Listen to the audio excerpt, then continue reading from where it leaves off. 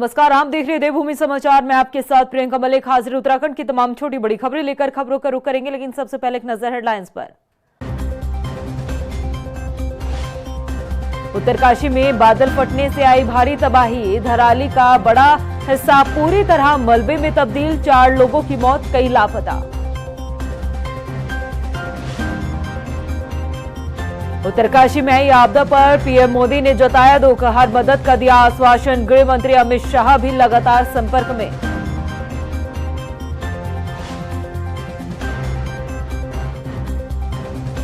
धराली गांव में रेस्क्यू अभियान जारी, राहत बचाव कार्य में जुटी एजेंसियां। भगीरथी नदी के डाउनस्ट्रीम में भी बढ़ाई गई सतर्कता। और चमोली एसटीपी प्लांट हादसे में पीड़ितों को 2 साल बाद भी नहीं मिला न्याय। देहरादून में परिजनों के साथ कांग्रेस ने किया धरना प्रदर्शन, 1 करोड़ के मुआवजा और स्थायी नौकरी देने की मांग। हेडलाइंस के बाद बुलेटिन में खबरें विस्तार से। उत्तराखंड में एक बार फिर उस वक्त कुदरत का कहर देखने को मिला जब उत्तरकाशी के धराली में बादल फटने की घटना हुई और खीरगंगा का पानी अपने साथ सब बहा ले गया। इस त्रासदी की जो तस्वीरें सामने आई, रूह कपा देने वाली थी। ऐसा सैलाब की चारों तरफ चीख पुकार मच उठी। रिपोर्ट देखिए। उत्तरकाशी में जल प्रलय,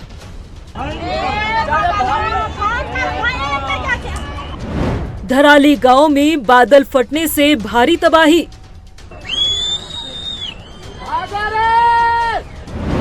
बादल फटने से खीरगंगा में आई भयंकर बाढ़,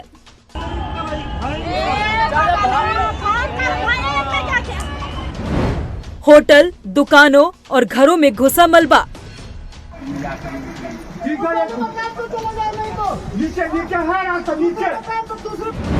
सब बहा ले गया खीरगंगा का पानी।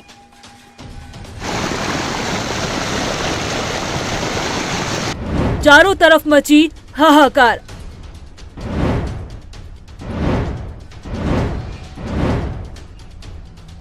ये डरावनी तस्वीरें उत्तरकाशी के धराली गांव की है, जहां प्रकृति का प्रकोप देखने को मिला। बादल फटने से भारी तबाही मची है। क्या घर, क्या दुकान, क्या होटल, क्या इंसान, सब मलबे की चपेट में आते चले गए और चारों तरफ तबाही का खौफनाक मंजर दिखा।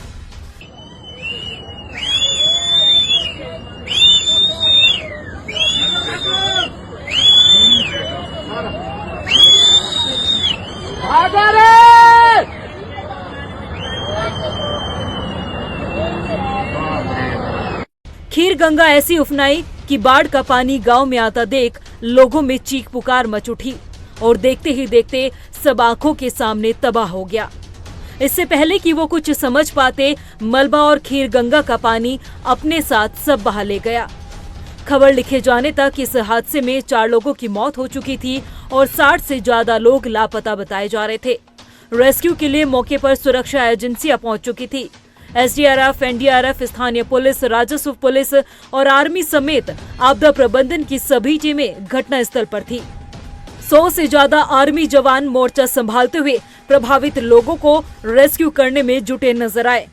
इन्फॉर्मेशन जरूर है कि धराली में खीरगंगा है गदेरा, जिसमें ऊपर जैसा वीडियो में भी हम देख पा रहे हैं कि क्लाउड बस्ट होने से काफ़ी पानी एक साथ आया है, एकदम से आया है। और चूँकि वहाँ पे गेस्ट हाउस हैं और छोटे रेस्टोरेंट भी हैं और होटल्स भी हैं, तो उसी के मद्देनज़र हमने अपना आर्मी का टीम हरसेल की है, उनको मैंने रिक्वेस्ट करके तुरंत भिजवा दिया था। और उनका भी एक अभी मेरे फ़ोन पे अभी नेटवर्क पे मेरे कनेक्टिविटी थोड़ा वीक हो रहा है, वहाँ पे कनेक्ट नहीं हो पा रहा है, लेकिन कुछ एक लॉसेस की सूचना है। तो 4 लोगों का उन्होंने मुझे बताया था कि लॉस का आया है और प्रॉपर्टी का लॉसेस भी है। धराली में खीर घाट के ऊपर बादल फटने से धराली गांव के नीचे वाला पूरा हिस्सा और बहुत प्रलय का वहाँ पे जो है मंजर जो हुआ है। और तत्काल जो मुखबा वालों ने तत्काल जो है सूचना दी और मैंने तत्काल जो है माननीय मुख्यमंत्री जी जो अभी त्रिपुरा में हैं उनको तत्काल सूचना दे दी है। जिलाधिकारी को इसके लिए अलर्ट कर दिया गया है। हमारी वहाँ पे जो हरसिल में आर्मी की टीम थी, आर्मी की टीम वहाँ पर पहुँच गई है और एनडीआरएफ, एसडीआरएफ की टीम भी मौके पे पहुँच रही है। बहुत बड़ी ऐसी दुर्घटना है। हम भगवान से इस समय जो इस घड़ी में सबको मजबूती के साथ जो है पूरी टीम को वहाँ पे लगा दिया गया है। उधर हादसे की खबर मिलते ही मुख्यमंत्री पुष्कर सिंह धामी भी फोन पर पल पल की अपडेट लेते हुए आंध्र प्रदेश में अपने कार्यक्रमों को स्थगित कर देहरादून के लिए रवाना हुए और यहां शासन प्रशासन राहत बचाव कार्य में जुटा हुआ नजर आया। मगर हालात ऐसे कि जिसने भी मौके की स्थिति को देखा वो दंग रह गया। क्षेत्र में कुदरत ने जमकर अपना कहर बरपाया, जिसमें जनहानि कितनी हुई ये बता पाना फिलहाल मुश्किल होगा, मगर ये तबाही एक गहरी चोट दे गई।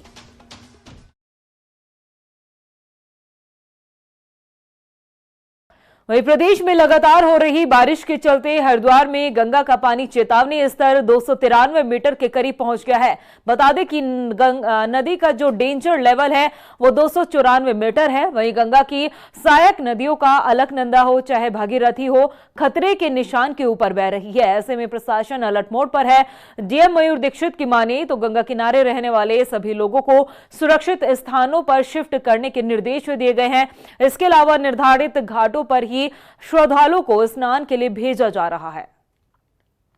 कभी फोरकास्ट है जो गंगा नदी का जो जलस्तर है वो हमारा भी वार्निंग लेवल से थोड़ा सा ऊपर की तरफ है, 293.1 है, लेकिन डेंजर से भी नीचे है। लगातार हम लोग मॉनिटर कर रहे हैं। समझ जो हमारे प्रभावित हो सकने वाले जो एरियाज हैं, लो लाइंग एरियाज है, वहाँ पर हमने टीम्स को तैनात कर रखा है जो लगातार वॉच कर रहे हैं।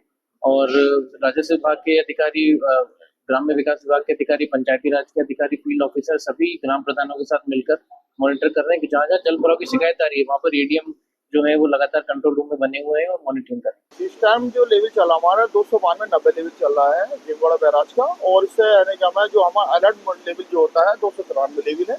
और अभी लगभग हमारे 1,40,000 के यानी 1,51,000 क्यूसेक के आसपास आने का पानी चल रहा है भीमगढ़ बैराज में। मसूरी में लागू हुई पर्यटकों के पंजीकरण की व्यवस्था पर सवाल उठने के विरोध के बाद जिस तरह के हालात देखने को मिले, उसके बाद कैबिनेट मंत्री गणेश जोशी का बयान सामने आया है। उनका कहना है कि व्यापारियों से बातचीत कर समस्या का समाधान किया जाएगा। आपको बता दें कि मसूरी में लागू हुई पर्यटकों के पंजीकरण की व्यवस्था का विरोध स्थानीय व्यापारी करते हुए नजर आ रहे हैं। उनका कहना है कि इस व्यवस्था से उनके कारोबार पर असर पड़ेगा। चमोली एसटीपी प्लांट हादसे में पीड़ितों को 2 साल बाद भी न्याय नहीं मिला, जिसके खिलाफ अब कांग्रेस ने आवाज उठाई और पीड़ित परिवारों को न्याय दिलाने के साथ साथ अधिकारियों पर लापरवाही के गंभीर आरोप लगाए हैं। रिपोर्ट देखिए। 19 जुलाई 2023 चमोली एसटीपी प्लांट हादसा। 2 साल बीते, न्याय अभी भी नहीं मिला। 16 लोगों की मौत का कौन जिम्मेदार? परिजनों के साथ कांग्रेस ने भी उठाई आवाज। उत्तराखंड में करंट लगने से 2 साल पहले दर्दनाक हादसे में 16 लोगों की झुलसकर मौके पर ही मौत हो गई थी, मगर आज तक पीड़ित परिवार वालों को ना तो न्याय मिला और ना ही कोई मदद। अब उन पीड़ित परिजनों की आवाज उठाने का काम कांग्रेस ने किया। भले इस प्रदर्शन को राजनीतिक फायदे के तौर पर देखा जाए, मगर उन पीड़ित परिवार वालों के लिए आज कांग्रेस ने देहरादून में धरना प्रदर्शन कर सरकार से मामले में न्याय की मांग की है। बता दें कि चमोली जिले में 19 जुलाई 2023 को नमामि गंगे परियोजना के तहत संचालित सीवरेज ट्रीटमेंट प्लांट में करंट फैलने से एक बड़ा हादसा हुआ था। इस घटना में 16 लोगों की मौके पर ही मौत हो गई थी और कई लोग गंभीर रूप से झुलस गए। हादसा अलकनंदा नदी के किनारे स्थित प्लांट पर हुआ, जहां ट्रांसफार्मर फटने या तकनीकी खराबी के कारण करंट फैला। जांच में सामने आया कि प्लांट के रखरखाव में गंभीर लापरवाही बरती गई थी, जिसमें पहले भी प्लांट में 3 बार करंट उतरने की घटनाएं सामने आई, लेकिन कोई ठोस कदम नहीं उठाया गया। सरकार ने मृतकों के परिजनों को 5-5 लाख रुपए का मुआवजा दिया और घायलों के लिए एम्स ऋषिकेश में इलाज की व्यवस्था की गई थी। लेकिन 2 साल बीत जाने के बाद भी मृतकों के परिजन इंसाफ के लिए दर दर भटक रहे हैं। हादसे में मारे गए लोगों के परिजनों ने देहरादून स्थित शहीद स्मारक परिसर में धरना प्रदर्शन किया और सरकार से 1 करोड़ रुपए के मुआवजे और परिजनों को स्थायी नौकरी देने की मांग की गई। धरना प्रदर्शन को कांग्रेस युवा इंटक के अध्यक्ष पंकज छेत्री ने भी समर्थन दिया और मांग पूरी न होने पर अनिश्चितकाल के लिए धरना प्रदर्शन की चेतावनी दी गई। ये बड़े शर्म की बात है और ये विभाग सीधा मुख्यमंत्री जी के पास है, तो और भी ज़्यादा शर्मिंदगी ये होती है कि मुख्यमंत्री जी जो उत्तराखंड के मुखिया हैं और उत्तराखंड एक हमारा परिवार जैसा है, और परिवार में जब संकट आता है तो मुखिया को संज्ञान लेते हुए उसका निराकरण करना चाहिए। परंतु मुखिया ने हमें सड़क पर अनाथ छोड़ दिया है। ये बहुत दुख का विषय है। 2 साल हो गए हैं ये न्याय के लिए दर दर भटक रहे हैं। केवल 7 लाख रुपए देके मुआवजा इनको इतिश्री कर दी गई है, जबकि इंटक का ये कहना है हमारा कि कम से कम इनके 1 करोड़ रुपए प्रत्येक व्यक्ति को जो मृत हुआ है उनके परिवारों को दिए जाएं, और परिवार से एक व्यक्ति को स्थायी नौकरी दी जाए उनकी योग्यता अनुसार, तभी कुछ हो सकता है। नहीं तो जो इन्होंने खोया है और जिस प्रकार से पीड़ित परिवार आज सड़क पर है, तो ये बहुत दुख का विषय है। वहीं हादसे की जांच रिपोर्ट में साफ हुआ था कि हादसा तकनीकी खराबी, लापरवाही और सुरक्षा मानकों की अनदेखी का परिणाम था। जल संस्थान, ऊर्जा निगम और संचालन कंपनी के बीच समन्वय की कमी ने स्थिति को और भी गंभीर किया। हादसे के बाद सभी एसटीपी की थर्ड पार्टी जांच और सेफ्टी ऑडिट के निर्देश दिए गए ताकि भविष्य में इस तरह की घटना फिर से न हो, मगर आज तक उस जांच पर कोई एक्शन नहीं लिया गया। हालात ऐसे हुए कि पीड़ित परिजन इंसाफ के लिए सड़कों पर बैठे रहे। 2 साल में इंसाफ न मिलने पर चमोली से देहरादून आकर आज पीड़ित परिवार वालों को प्रदर्शन करना पड़ रहा है। सर, मेरे पिताजी वहाँ पे होमगार्ड विभाग में थे और वो रेक्सिटी में गए थे वहाँ पे, और ऑन ड्यूटी वो भी एक्सपायर हुए थे। लेकिन 2 साल से मैं अपने हक की लड़ाई लड़ रहा हूँ, अपने हक की नौकरी मांग रहा हूँ, लेकिन आज तक मुझे वो प्राप्त नहीं हुई है। हमारे अभी क्योंकि 2 वर्ष हो चुके हैं इस घटना को, लगातार हम डीएम के पास जाके, शासन के पास जाके भी कोई हमें परिणाम नहीं मिला है। सिर्फ झूठा आश्वासन दिया गया है कि आपका काम हो जाएगा, लेकिन अभी तक हम दर दर भटक रहे हैं, मांगे कर रहे हैं। 14 दिन का हमने अनशन गोपेश्वर में भी किया था, उसके उपरांत भी हमें कुछ भी हासिल नहीं हुआ है। इसके उपरांत आज यहाँ बैठने में। वहीं पूरे मामले पर बीजेपी का कहना है कि चमोली हादसा बेहद ही दुखद घटना थी, जिसका संज्ञान लेते हुए मुख्यमंत्री ने पीड़ित परिवार को मानक अनुसार मुआवजा भी दिया। ऐसे में अगर पीड़ित परिवार फिर से अपनी मांग को लेकर सामने आ रहे हैं तो इसका संज्ञान जरूर लिया जाएगा। देखिए, चमोली का ये जो हादसा था बहुत ही दुखद था, और इसमें जो घटनाएं घटी हैं जिसमें काफी सारे हमारे लोगों की मृत्यु भी हुई है, उनकी जान भी गई है। बहुत ही दुखद ये घटना हुई है, और माननीय मुख्यमंत्री जी ने अपनी घोषणा के अनुसार उनको जो मुआवजा मिलना चाहिए था वो दिया है, मानक के अनुरूप दिया गया है। लेकिन अगर कहीं और भी उनकी कुछ मांगे हैं तो इसमें सरकार संज्ञान लेगी, और माननीय मुख्यमंत्री जी इन सारी चीजों को देखेंगे। जो भी सही होगा, जो बेहतर होगा, जो जनहित में होगा, जो हमारे उन लोगों के हित में होगा, क्योंकि पीड़ित परिवारों के साथ सरकार हमेशा खड़ी रही है। उन परिवारों को कोई चिंता करने की आवश्यकता नहीं है। मुझे लगता है कि इसमें एक बार फिर माननीय मुख्यमंत्री जी देखने का काम करेंगे। जो भी सही होगा, जो भी उचित होगा, उसको सरकार करने का काम करेगी। 2 साल बीत जाने के बाद आज भी चमोली हादसे के शिकार हुए पीड़ित परिवार अपनी मांगों को लेकर चमोली से देहरादून आकर धरना करने को मजबूर है। ऐसे में देखना ये होगा कि इन पीड़ित परिवारों की मांगों का संज्ञान लिया जाता है या नहीं, या सिर्फ ये एक सियासी मुद्दा बनकर रह जाएगा।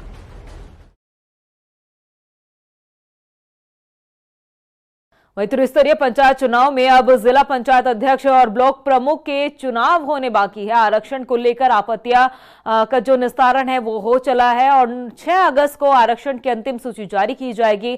लेकिन उससे पहले प्रत्याशियों ने सदस्यों को अपने साथ जोड़ने का काम शुरू कर दिया। उत्तरकाशी के पुरोला से बीजेपी विधायक दुर्गेश्वर लाल ने दावा किया है कि बीजेपी यहां अपना बोर्ड बनाने में कामयाब होगी।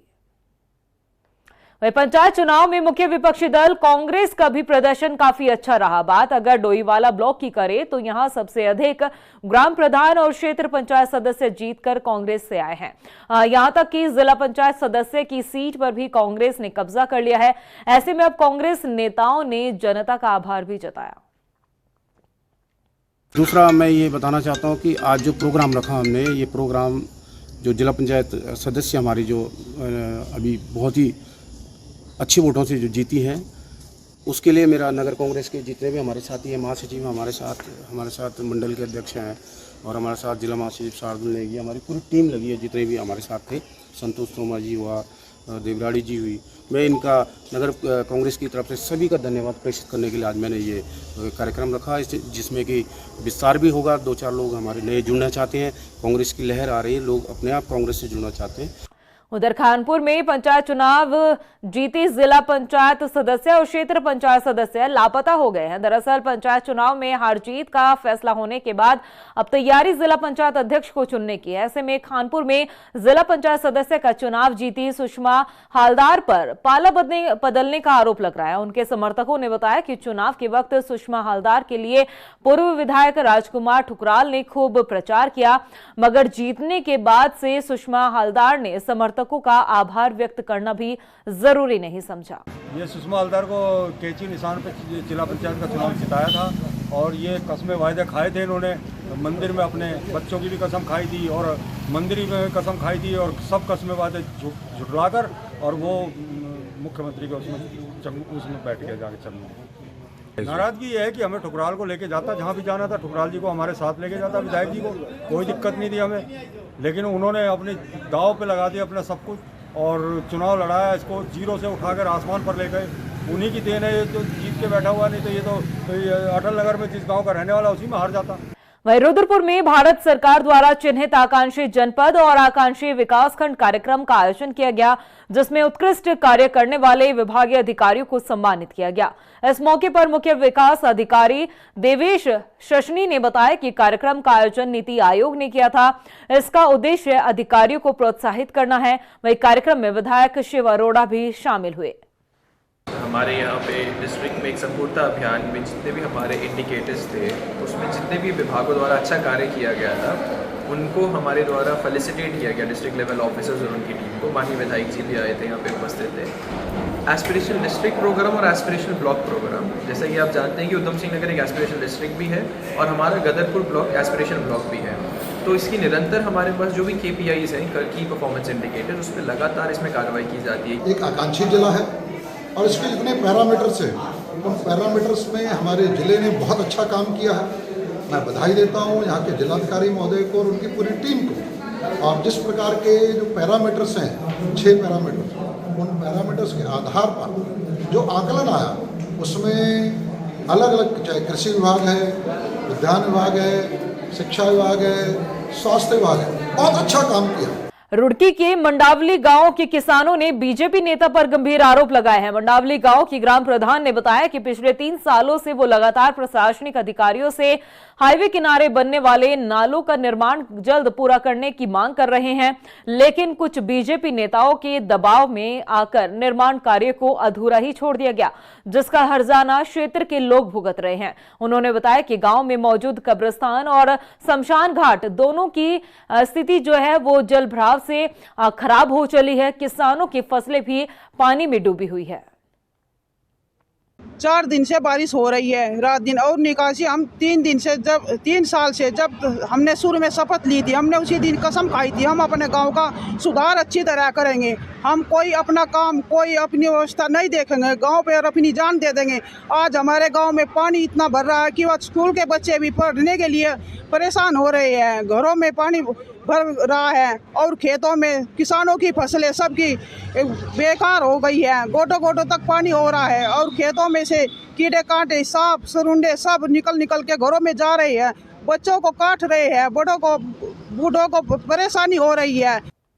वहीं नरेंद्रनगर में जिलाधिकारी निकिता खंडेलवाल की अध्यक्षता में तहसील दिवस का आयोजन हुआ, जिसमें डीएम ने ग्रामीणों की समस्याओं को सुना। उन्होंने बताया कि ज्यादातर समस्या सड़क, पेयजल, स्ट्रीट लाइट और लावारिस मवेशियों को लेकर सामने आई है। ग्रामीणों ने आर्मी एरिया बखियाराना में बंद सड़क को 24 घंटे खोलने की मांग की है। आपको बता दें कि डीएम ने संबंधित विभाग को जरूरी दिशा निर्देश दिए।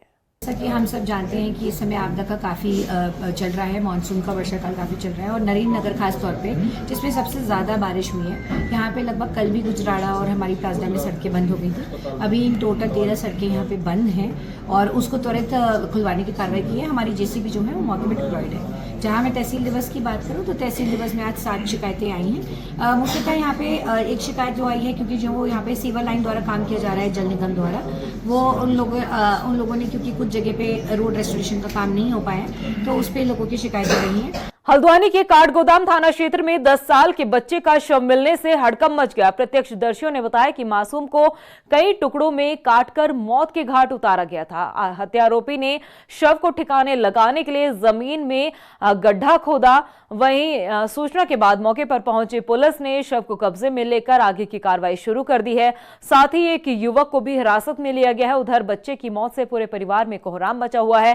पीड़ित परिवार ने बताया कि मासूम बीते दिन कोल्ड ड्रिंक लेने के लिए दुकान पर गया था। देखिए, खेड़ा क्षेत्र काठगोदाम थाना क्षेत्र में वहाँ पे एक बच्चे की बॉडी मिलने की सूचना है। बॉडी रिकवर की गई है। तो अभी जो आगे की कार्रवाई है, अभी मैं नहीं कह सकता हूँ, आगे की कार्रवाई चल रही है और हमारे ट्रैकर डॉग्स और जो हमारी टीमें हैं वो लगी हुई हैं। तो बहुत जल्द हम इस पूरी घटना का अनावरण करेंगे। देखिए, प्रथम दिशा मैं बिना पोस्टमार्टम रिपोर्ट से अभी कुछ नहीं कह सकता। तो अभी फिलहाल थोड़ा सा अब हमें वक्त है, बहुत जल्द इसका अनावरण करेंगे। वहीं रुद्रपुर के रामपुरा में दिवंगत युवा नेता बंटी कोहली की जयंती पर राजकीय ब्लड बैंक में स्वैच्छिक रक्तदान शिविर का आयोजन किया गया, जिसमें बड़ी संख्या में लोगों ने पहुंचकर रक्तदान किया और स्वर्गीय नेता को श्रद्धांजलि दी। आज हमारे भाजपा नेता बंटी कोहली जी के जन्मदिन के अवसर पर यहाँ पर ब्लड डोनेशन कैंप लगाया गया था। बंटी कोहली हमारे बहुत ही प्रिय नेता थे। युवा मोर्चा उन्होंने मेरे साथ काम किया। हमारे लोकप्रिय मुख्यमंत्री आदरणीय पुष्कर सिंह धामी जी के साथ भी उनका बहुत लगाव था और उनके पिता स्वर्गीय घासीराम भी भारतीय जनता पार्टी के बहुत वरिष्ठ नेता थे। आज उनके जन्मदिन के अवसर पर यहाँ पर उनके सारे मित्रों दोस्तों ने फ्री ब्लड डोनेशन कैंप लगाया है। हम लोग यहाँ पहुँचे हैं और उन्हें हम श्रद्धा सुमन अर्पित करते हैं, उन्हें श्रद्धांजलि अर्पित करते हैं। प्रदेश की खबरों में इतना ही। फिर हाजिर होंगे कुछ और खास खबरों के साथ। तब तक के लिए मुझे दे इजाजत, लेकिन जाने से पहले एक नजर हेडलाइंस पर। नमस्कार। उत्तरकाशी में बादल फटने से आई भारी तबाही। धराली का बड़ा हिस्सा पूरी तरह मलबे में तब्दील। 4 लोगों की मौत, कई लापता। उत्तरकाशी में आई आपदा पर पीएम मोदी ने जताया दुख। हर मदद का दिया आश्वासन। गृह मंत्री अमित शाह भी लगातार संपर्क में।